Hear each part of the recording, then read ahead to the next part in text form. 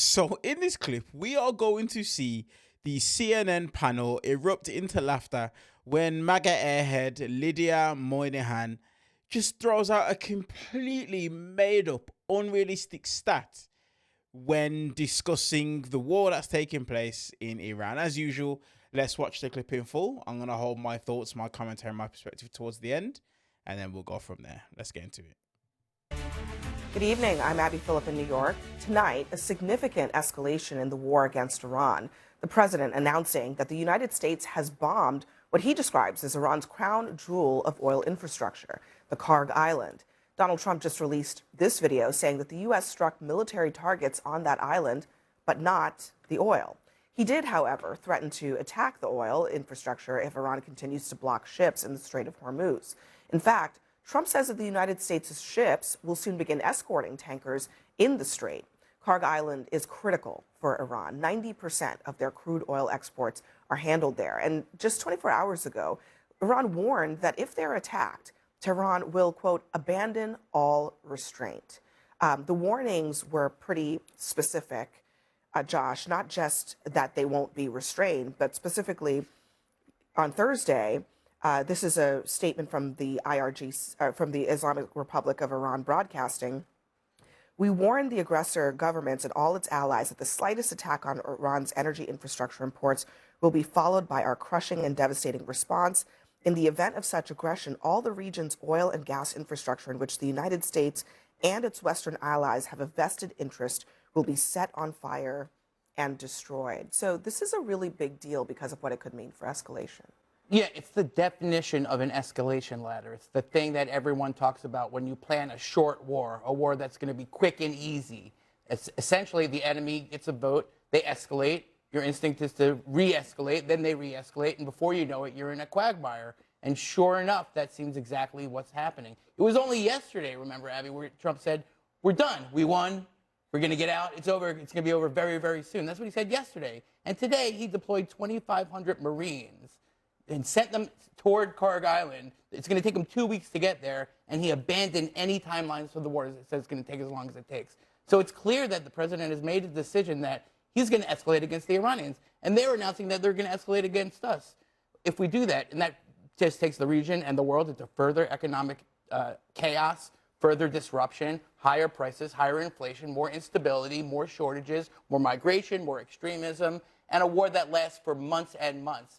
And someone's got to find an off-ramp where that's exactly what's going to happen, quite unfortunately. What is the off-ramp, do you think, Brad? Well, I would take issue with Josh about more extremism. Iran is the one that's been funding the extremism. You can go all the way back to 1979, into the Beirut barracks and the U.S. Embassy in Lebanon, all the way back to the October 7th attacks, and people like Itaihen and Omer Nutra, who were killed in captivity in Gaza, American citizens.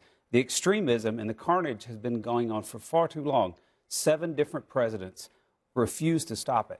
And now we finally have a president who's decided we've had enough. Iran does not get to continue to export terror to the Western world and to the United States of America. And that is exactly the thing that's needed to happen for a long time. Only if it works, though. And if it doesn't work, then all you've done is bomb a civilian population, which is what causes the extremism in the first place. The more you bomb people, the less they like you. There's no excuse for extremism. You become a radical Islamic extremist because you decided and the Iranian government. The Iranian government is a terrorist regime that deserves what they get. The Iranian people are innocent, and they're getting killed by the thousands. And the more we bomb them, the more they die. Someone has to bomb the thousands in January. But what about the Ayatollah was murdering 30,000 plus people. Right, and that's when they were dying. 80+% of people are thrilled to have America come in. 80%? Where do you get that? 80% of what? We don't really have a window. You know that 85% of statistics are made up. We don't have a window, unfortunately, into what is going on the ground in Iran for a lot of different reasons. We know the American diaspora of the Iranians are sure, of course, but what we're talking about tonight, everybody understands that the Iranian people would like to be free, right? But I think what we're talking about tonight is what this means for the United States and for the region. And I'm going to play, this is a clip from a podcast featuring David Sachs. He's actually a member of the Trump administration on the AI side of things.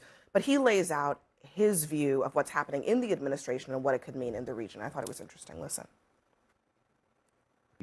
You are seeing, however, a faction of people, I'd say largely, but not exclusively in the Republican Party, who want to escalate the war. So if the Iranians get hit, if their oil and gas infrastructure gets hit, they've already said they're going to engage in tit-for-tat retaliation against the Gulf state. And if that happens, it won't really matter if the straits get reopened, because you won't be able to restart oil and gas production in the Middle East. I think there was one desal plant in Iran that got hit, and then it caused Iran, again, tit-for-tat to hit a desal plant.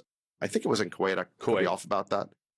But in any event, if you see that type of destruction continue, you could literally render the Gulf almost uninhabitable. I mean, you're just not going to have enough water for 100 million people. What he's talking about there at the end are the desalination plants that are soft targets in this war. So look, realistically, there has to be some de-escalation at some point, because Iran has nothing to lose. They could just send off a few missiles in some of these Gulf states and essentially create a catastrophe. And that's the question. What is the off-ramp here? I don't think anyone has a clue in the Trump administration, and definitely not for the Arab states who are watching in the region. What do we do to get out of this predicament? I think the problem is that Donald Trump is making it up as he goes along. Every day there's a new answer for what he's going to do. One day we're going to escort ships. The next day we're not going to escort ships. One day it's over. It's already over. We've already won. The next day we're going to go on forever. One day we're there because we want regime change. The next day it's for a different reason, because we want to get rid of the enriched uranium. But if you don't have a clear objective from the beginning, there's no clear objective to get out of it. And so how do you sell this to the American people, to the people in the region, to the people outside, to our allies? What this has done is it's strengthened Vladimir Putin, who is reputably our enemy. It's enriched him with oil revenues and helped him with the lifting of sanctions. And it's hurt our own allies. It's divided us. Italy, Germany, and Spain have all come out against this now. They're opposed to what we're doing. Donald Trump has single-handedly divided the alliance. Lydia? Our Middle East partners are actually more allied with us than ever. And I would just like to note, I mean, if you hear everyone talk at this table, you'd think this is literally World War III. It's not. I would like to tell everyone the U.S. is winning, and it's not even close. The reason that Iran hasn't retaliated yet is because their capacity is already incredibly diminished. What do you mean they haven't retaliated? We have the best military in the world. We've already seen 95% of their drones. What do you mean that they haven't retaliated? Where'd you get the 95% figure? Is that another? That's from CENTCOM. Josh made the point that they could escalate.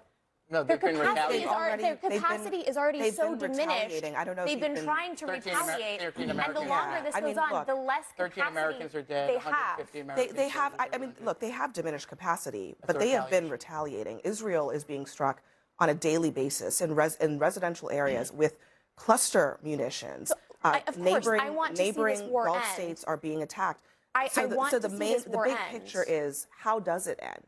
How does it end? And is there a plan? I think even if we were to stop tomorrow, we've already seen this regime completely crippled. The military has been clear about the objectives. We don't want them to get a nuclear weapon. We want to decrease their missile supply. So we're already accomplishing those goals. We're seeing global terror is going to be decapacitated forever. Hezbollah is getting kicked out of Lebanon. We are already seeing some incredible results. And of course, we want to see this war end tomorrow. But I haven't heard anybody at this table recognize the fact that our military is incredible and has already achieved so much. See, I think that's what happens when we have these kind of conversations. The implication is, if we don't say, woohoo, we're winning, go military, we're not pro-military. I am absolutely pro-military, which is why I'm against this war. Because if you take our soldiers into war, you not only have to have a plan and a reason, you have to have an exit strategy. You have to know why you're there, what you're doing, what your goal is. We do not have that. And today, we are putting 2,200 Marines on the way to the Middle East with no plan for them. Should we just let Iran build This is what you guys keep saying. What is the alternative? Should we just let them kill the whole world? It's like they weren't going to. There was no intelligence that said they had nuclear weapons. They were not ahead of nuclear weapons. We are in the middle of talks with them about nuclear weapons, which, according to Omar, they've had 47 we years. were doing it. They were getting everything we wanted. America was getting everything we wanted. And we have to say, according to who? Not Steve Witkoff. Yeah, no, not Steve he's Witkoff. Steve a Witkoff very is just expert. the most honest man in the entire world who actually literally feels like he works for Russia now, and Russia's the one benefiting from this. So no, I'm not going to take Steve Witkoff's. Okay, well, he's word negotiating for on it. our behalf. But I think that, unfortunately, yeah, and I think that Jared Kushner was the one who finally made the decision, and he told his father-in-law to do it. And I think we'll get out of this war when Jared Kushner tells his father-in-law they're no longer benefiting from it. So your answer is to continue to let Iran back Hezbollah. No, back that is Hamas, not my answer. And export yet again, terror all over the. Okay, so someone has to take them. No, it's not a false choice. we It's a did not real- need to be in it this is war. a real life We did not choice need to in be the in this United war. States We started of the war America for no and in the reason. Middle East. We are the bad guys here. Iran started the war in 1979. Yeah, we can't go back to 1979. Yes, but we can started take it away this the year. fact You that want they Iran are exporting terror and death to all of their neighbors. They're a menace to their neighbors. Every Middle Eastern country is with us on this. Everyone wants Iran taken out of the game. Yes, and they had question America is- do it with our soldiers and our money. Let me just show you guys. This is the streets of Tehran earlier today, where a bunch of Iranian officials made a whole show of showing up in the streets at the Al-Quds parade in Tehran, literally even as there were explosions happening behind them. And you just mentioned sort of taking Iran out of the game.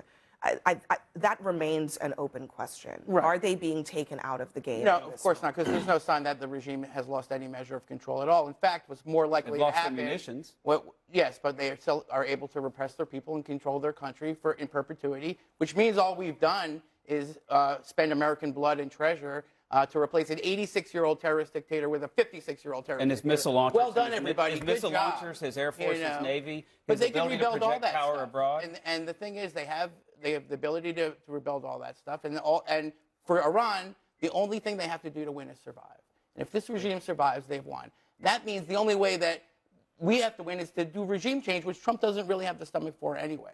So we've got ourselves into this situation where Iran is going to be able to say, we resisted the great power in the United States of America and Israel. We tried to take down the regime. And unless Trump actually does that, which would take years and trillions of dollars and thousands of American lives, which I hope you're not suggesting. Your answer, That doesn't seem like a good idea. your answer is to continue to let Iran menace its neighbors No. in That's the not rest his of the answer. world. That's not Sure really it is. what he Those said. were the choices. That's what seven No. presidents That's have your decided, choice. That's the including false Donald choice you Trump keep in the first giving term. us. 7 presidents Please decided to leave Iran in understand place. nuance. And what I hate about these conversations, we always get caught up in, I say something and whoever is sitting next to me says something which is completely opposite of what I was ever talking about, what Josh was talking about.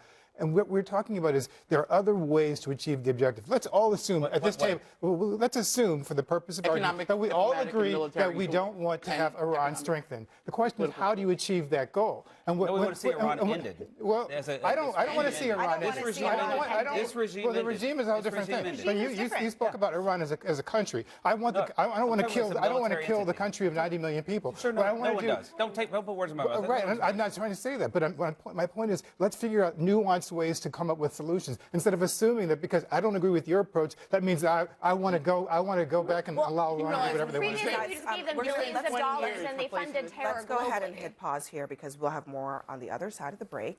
Next for us, we have more breaking news. This is the thing with MAGA, and this is what I consistently say. What do I consistently say on this channel for those of you that listen to me on a regular basis? I always say MAGA will throw something out there because of the fact that they're so used to no one pushing back and no one saying anything. That's the reason as to why you saw MAGA Airhead, Lydia Moynihan, try and throw out a statistic, and then you saw Josh push back, and then the entire panel started to laugh at her because it's just a ridiculous, stupid statistic, whatever you want to call it, to try and throw out. Now, when we move past that and we actually listen to the contents of what was discussed, my thing that I consistently say on this war is this. What does winning look like for the United States of America? Because Josh answered it perfectly. He answered it perfectly well. Winning looks like what for the United States? Because the reality is this, all Iran have to do is survive. That is it. Because if Donald Trump doesn't want to do regime change, then what does actual winning look like? Josh broke it down perfectly. All they've done is replaced an 86-year-old Ayatollah with a younger version who leans more to the right, who is more conservative in the way that it is that he does things and his beliefs, and who is now just completely pissed off because of the simple fact that, guess what? You murdered his mother and father, you murdered his wife, you murdered his siblings, and you murdered his child. So now he's pissed off and he's promised revenge. That is the only thing that it has been achieved here. That is it. So if anything, it's made it completely worse. And this is what I always say. So I'm really glad that Josh pointed it out in this segment.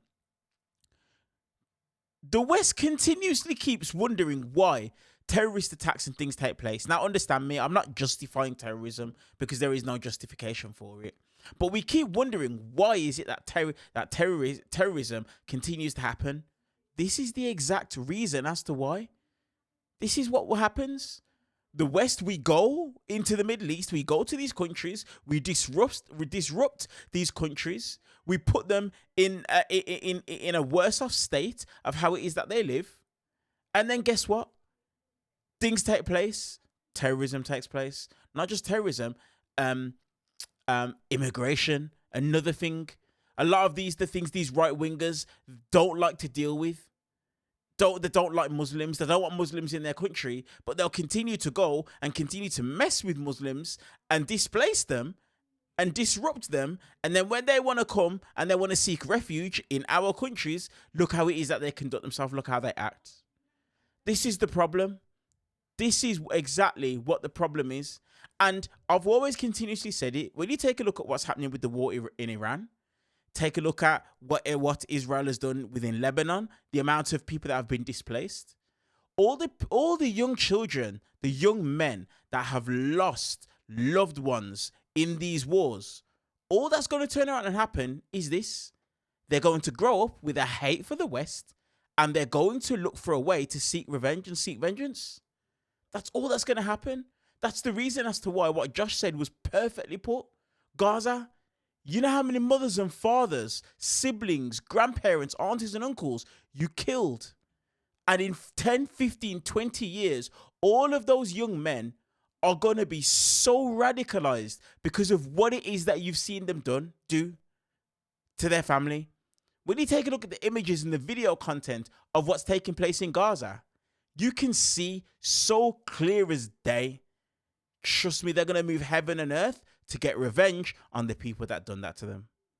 But it's absolutely no surprise. Let me know your guys' thoughts on this segment of this video. And do me a favor, hype this video up, give it a thumbs up, and hit subscribe if you're interested in my thoughts, my commentary and perspective on multiple different clips. I appreciate you guys, and I will see you guys in the next clip.